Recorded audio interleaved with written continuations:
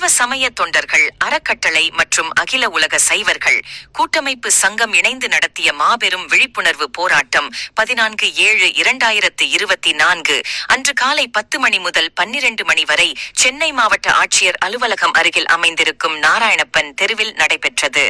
இதில் சிவனடியார்கள் யார், கைலாய வாத்தியம் என்பது என்ன, சிவனடியார்கள் தொண்டு செய்வதற்கு ஏற்படும் அவலங்கள் குறித்தும் அவர்களுக்கு வேண்டிய தீர்வுகள் பற்றியும் விரிவான போராட்டத்தில் எடுத்துரைக்கப்பட்டது.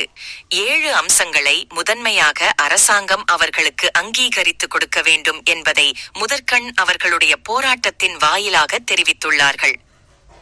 இந்த போராட்டம் என்பது அறவழியில் அமைதியான முறையில் காவல்துறையின் அனுமதி பெற்று அவர்களின் பாதுகாப்புடன் நடைபெற்றது.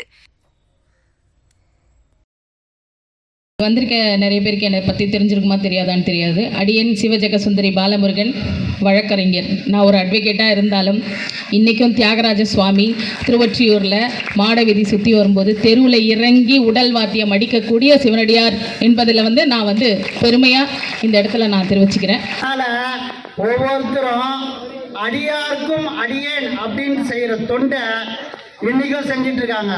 இன்றைக்கி நசப்பாக்கத்தில் ஒரு ஊர்வலம் நடந்துட்டு இருக்கு. இன்றைக்கி மாலை திருவாசகம் முற்றுதல் நடக்க இருக்கு. இன்றைக்கி பல இடங்களில் திருவாசகம்